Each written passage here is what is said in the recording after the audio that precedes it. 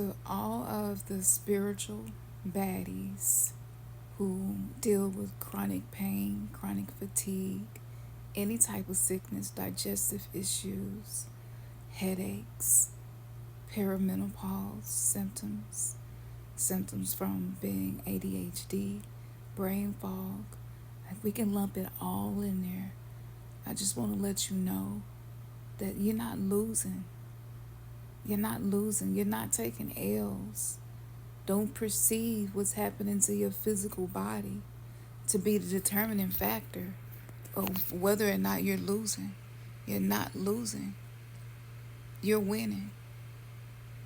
And the way that you make sure that you stay in alignment with your highest self. This is what I call the I divine self.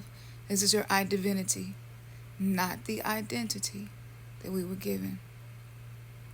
When you are too overly attached to your physical body and what it can and cannot do, when it starts to not do what you want it to do, it affects you. It affects your confidence. It affects the way you feel about yourself. And everything in this world is frequency, energy, and vibration. So the moods that you allow yourself to marinate in is going to be the determining factor of what you attract. It's going to supersede any and everything else you have been doing to manifest, heal, grow, and change your life. And so I'm telling you, while I'm sitting right here in the middle of this health crisis that I'm having, that the way that you feel about you, the meaning that you assign to what's happening to you, determines the way that your life will be shaped.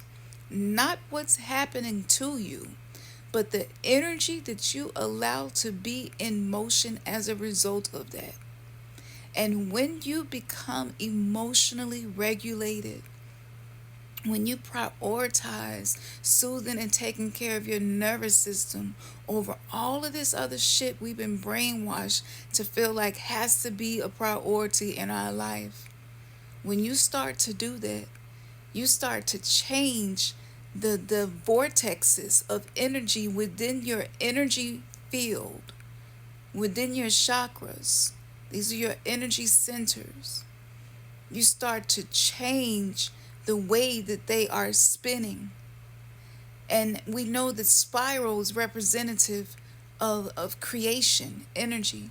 So you start to change what you're creating. You can be feeling bad in your physical body and still be bringing into existence beautiful things that are a reflection of the beauty.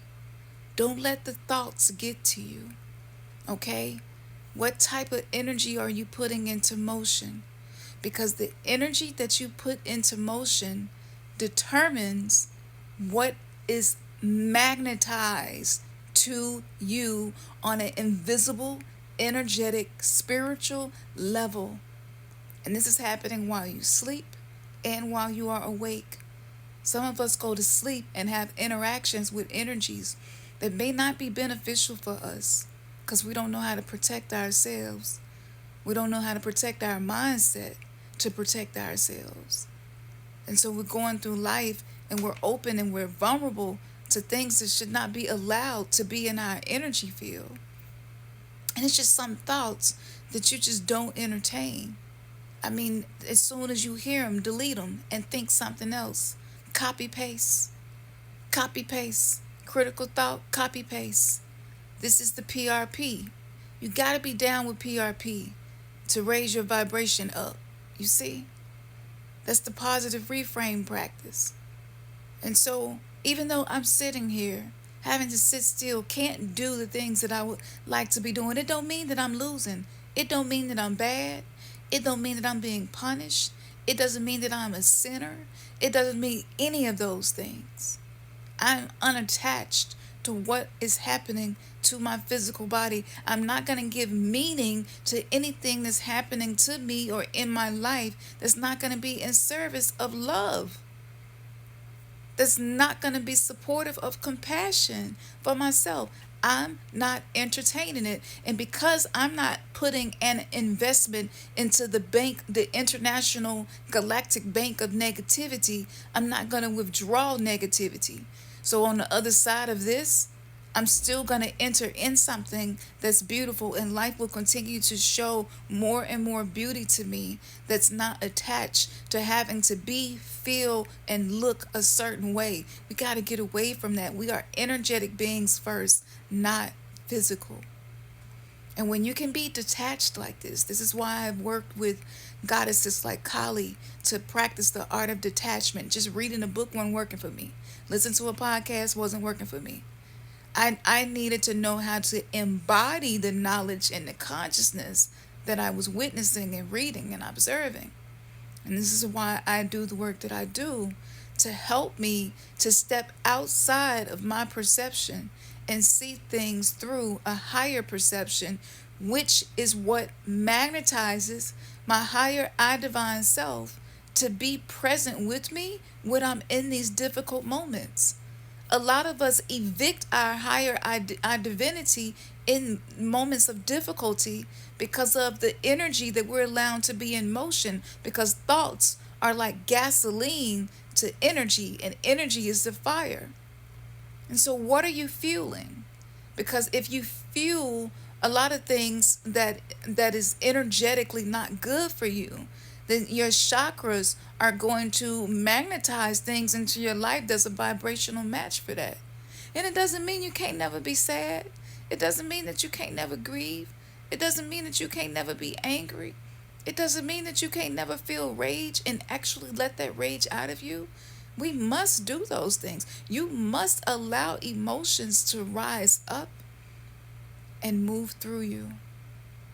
Stuffing them down, ignoring them, and allowing them to control our reality, that's the old earth. We didn't know any better. Now we got access to this knowledge. Now we're going to be held accountable. We're going to be tested. And everybody will be tested in a different way. For some of us, it may be our finances where we'll be tested.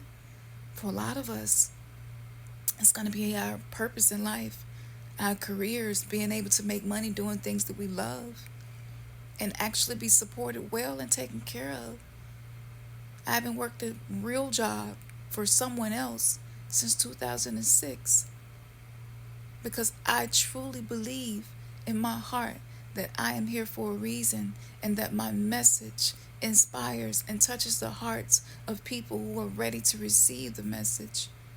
And so if I am taking care of the ones who were cast aside and the black sheep, and the ones who are maybe not the chosen ones and not the golden children in the family, the ones who felt like they didn't really fit in, the ones who have always known they were different, if I can be uplifting and inspiring to people where they no longer feel like they have to dim their light and they can just let themselves be authentic as they are and know that you are good enough, if I can be in service to those people, the universe is going to take care of me. And there was a time where I called it God. It don't matter what name you put on it. At the end of the day, it's frequency, it's energy, it's vibration. And that's what creates the universe, seen and unseen.